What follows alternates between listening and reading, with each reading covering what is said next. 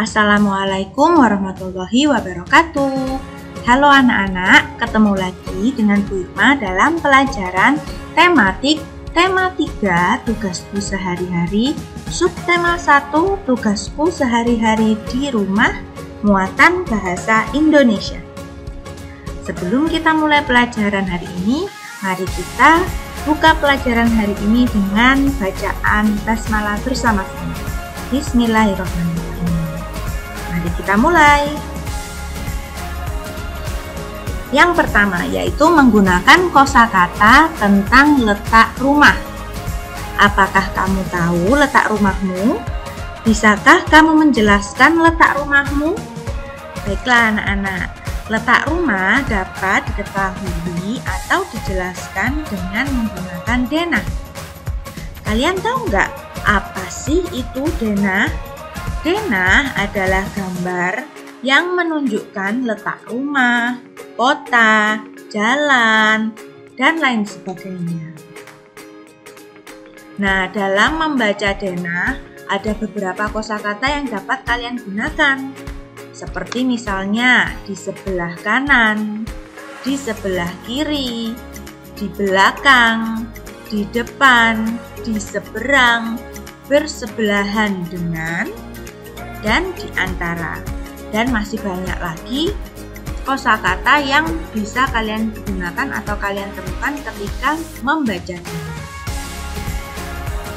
Nah, berikut Bu Hikmah mempunyai bacaan yang berkaitan dengan denah. Kalian juga bisa menyimaknya di buku kalian Mozaik 2C halaman 2. Mari kita baca bersama-sama. Kegiatan Dewi. Dewi pulang sekolah dengan berjalan kaki. Rumahnya di Jalan Persatuan nomor 10. Di sebelah kanan rumah Dewi ada rumah Tono. Di sebelah kiri rumah Dewi ada rumah Tina. Di depan rumah Dewi terdapat masjid. Setiba di rumah, Dewi berganti pakaian. Dewi mencuci tangan dan kaki, lalu makan siang. Tidak lama kemudian, Dewi beristirahat. Setelah beristirahat, Dewi mengulang pelajaran sekolah. Nah, anak-anak, coba kalian perhatikan gambar yang ada di slide ini.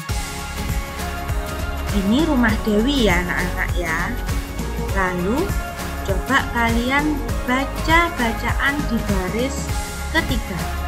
Di sebelah kanan rumah Dewi ada rumah Tono. Ini rumah Dewi. Sedangkan ini rumah Tono. Coba kalian bayangkan, kalian berdiri di depan rumah Dewi menghadap ke jalan. Nah, kira-kira sebelah kanan kalian itu yang mana ya? Iya, benar, sebelah kanan itu rumah Tono. Kalau kalian membacanya, pasti akan seperti terbalik. Ini ada di sebelah kiri kalian. Tapi kalian bayangkan saja, kalian berdiri di depan rumah Dewi dan menghadap ke jalan. Nah, manakah sebelah kanan kalian? Jelas sebelah kanan kalian adalah rumah Tono. Sedangkan sebelah kiri kalian adalah rumah Tina. Seperti itu ya anak-anak ya. Nah, lalu di baris kelima ada kalimat di depan rumah Dewi terdapat masjid.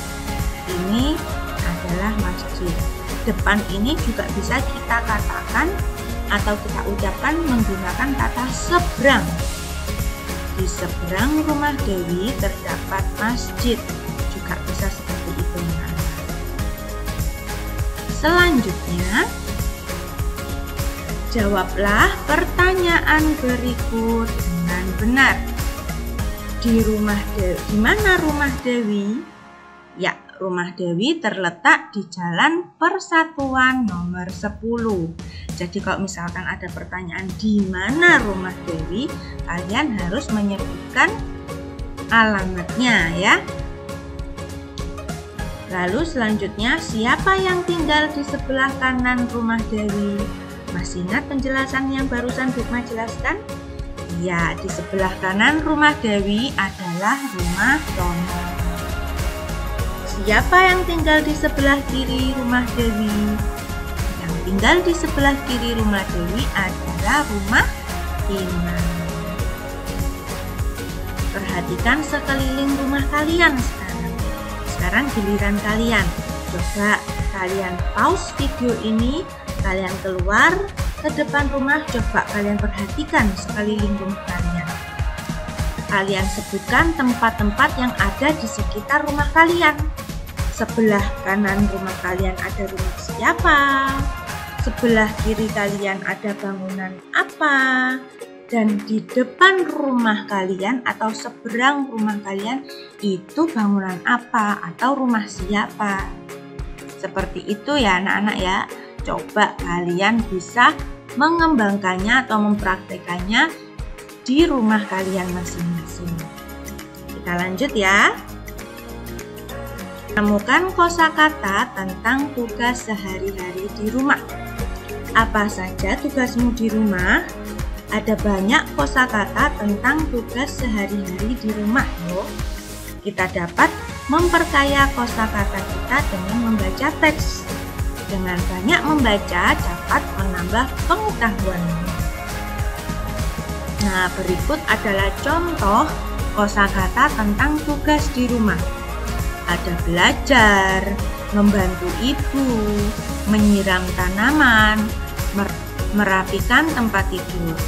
Nah, dan masih banyak yang lain ya anak-anak ya. Coba kalian sebutkan contoh kosakata lain tentang tugas di rumah. Bisa? Nah, di sini Bu Hikmah punya teks percakapan tentang tugas di rumah.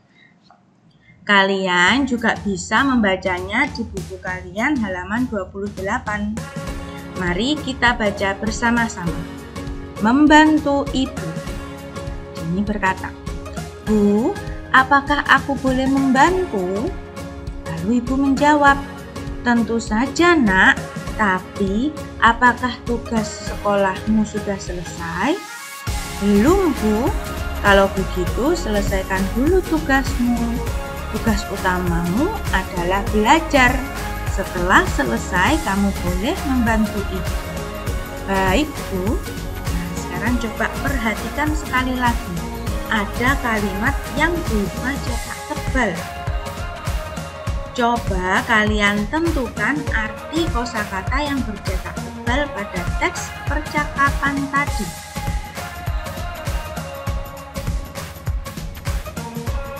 Kalian bisa mencarinya di Kamus Besar Bahasa Indonesia secara online.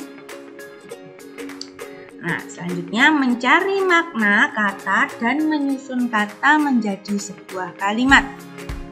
Kita dapat membuat kalimat dari beberapa kata anak-anak. Sebelum membuat kalimat, kita harus mengetahui terlebih dahulu makna kata tersebut.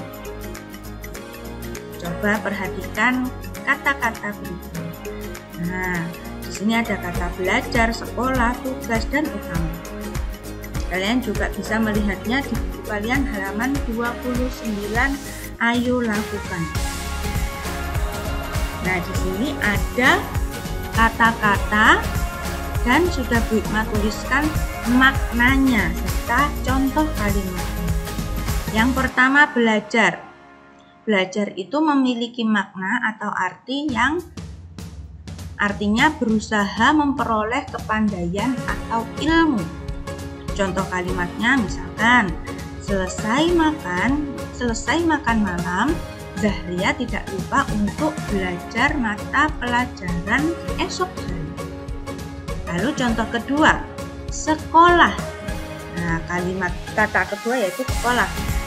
Sekolah memiliki makna bangunan atau lembaga untuk belajar dan mengajar serta tempat menerima dan memberi pelajaran. Contoh kalimatnya misalkan, sekolah Elma tidak jauh dari rumah. Nah, selanjutnya lagi ada kata tugas. Tugas memiliki makna pekerjaan yang menjadi tanggung jawab seseorang. Tugas contoh kalimatnya yaitu tugas utama seorang pelajar adalah belajar. Selanjutnya yaitu utama. Utama memiliki makna terpenting atau pokok. Contoh kalimat utama yaitu setiap anggota keluarga memiliki tugas utama mereka masing-masing. Nah, tidak terasa sekian video pembelajaran dari Bima. Terima kasih sudah mengikuti video pembelajaran Bima dari awal sampai akhir. Semoga bermanfaat. Wassalamualaikum warahmatullahi wabarakatuh.